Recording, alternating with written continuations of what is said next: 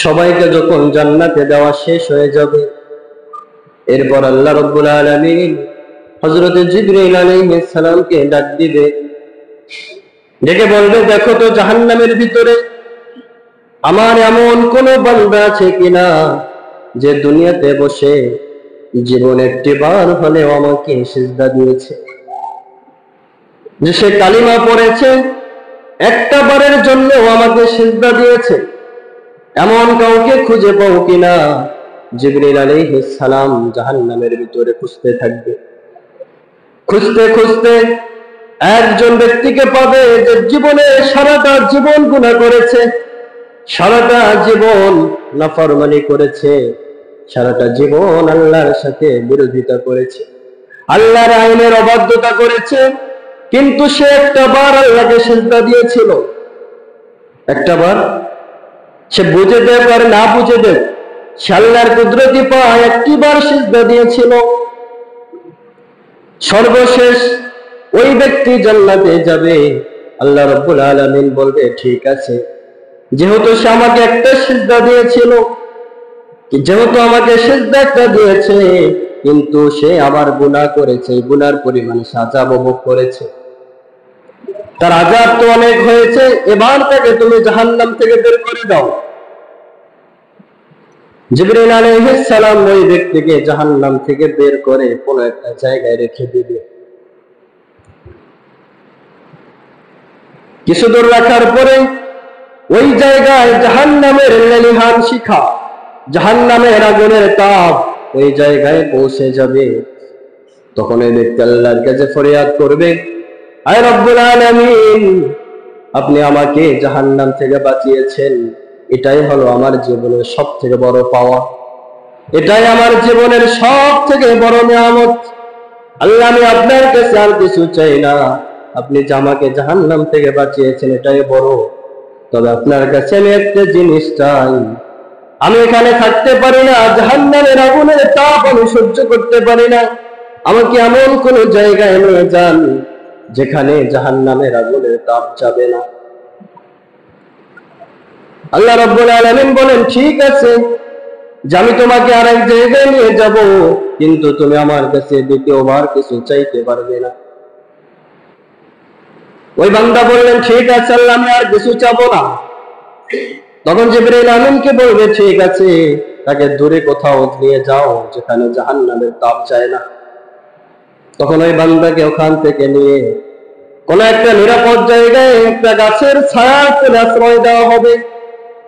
ওইখানে বহু বছর কেটে যাবে, ওইখানে বসে বসে ওই ব্যক্তি জান্নাত দেখতে পাবে, জান্নাতের বিভিন্ন নাজ নেয়ামত গুলো দেখতে পাবে, আর ওখানে বসে কান্না করতে থাকবে।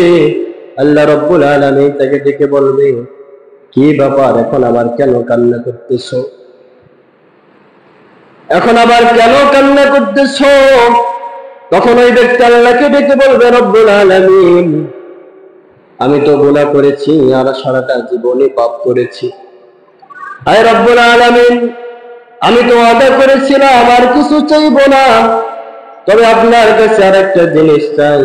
আল্লাহ, আমি আগে বলি, আমি জান্নাতে যেতে চাই না, আমি জান্নাতে যেতে চাই না, শুধু আপনি আমাকে একটু জান্নাতের দরজায় নিয়ে বসেই দেন, জান্নাতে যাব না, জান্নাতে ঢুকবো না, শুধু আমি একটু জান্নাতের দরজায় বসে বসে জান্নাত উপভোগ করব, জান্নাতের নিয়ামত গুলো দেখবো। রব্বুল আলামিন বললেন, ঠিক আছে, এটাই শেষ, আর কিছু চাইতে পারবা না? ওই বান্দা বলবে, আর কিছু চাইবো না। তাকে জান্নাতের দরজায় নিয়ে বসিয়ে দেওয়া হবে। এখন ওই ব্যক্তি জান্নাতের দরজায় বসে বসে আবার কান্না শুরু করে দিবে, কান্না করতে থাকবে। আল্লাহ জিজ্ঞেস করবে, কি খবর, আবার কেন কান্না করো? তখন ওই ব্যক্তি বলবে, রব্বুল আলামিন, সেই জাহান্নাম থেকে আমাকে উঠিয়ে এনেছেন, আপনি আমাকে বড় নিয়ামত দিয়েছেন।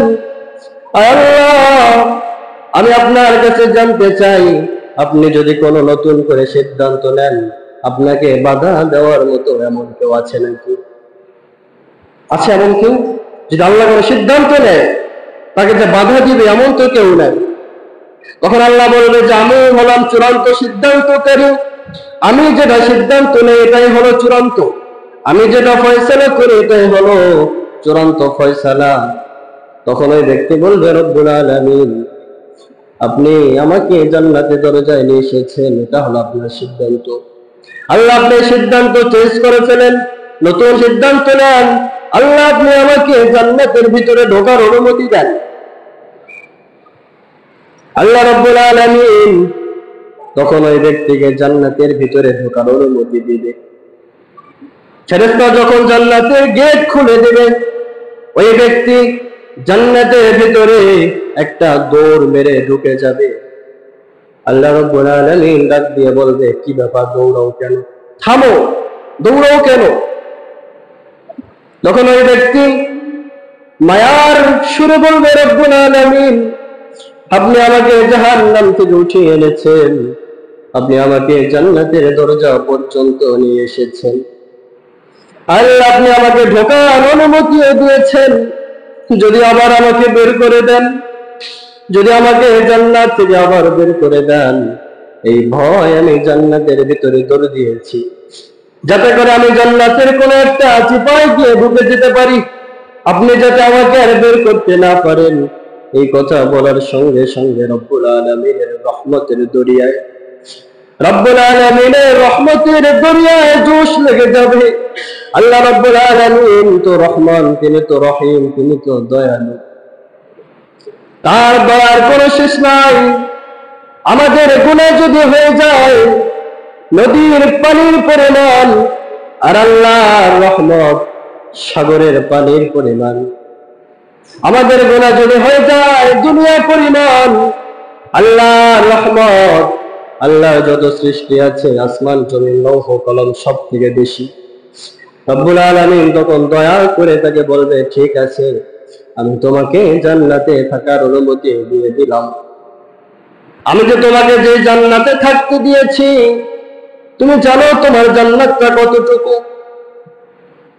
তখন আল্লাহ বলবে, আমি যে তোমাকে জান্নাত দিয়েছি এটাই হলো সব থেকে ছোট জান্নাত, এটাই হলো সব থেকে ছোট জান্নাত, এর থেকে ছোট জান্নাত আর কাউকে দিব না। তোমাকে আমি সব থেকে ছোট জান্নাত দিয়েছি, এই জান্নাতটাও তোমার দুনিয়ার 10টা দুনিয়ার মতো বড়। সুবহানাল্লাহ, তোমার দুনিয়ার 10 দুনিয়ার মতো বড় এই জান্নাত।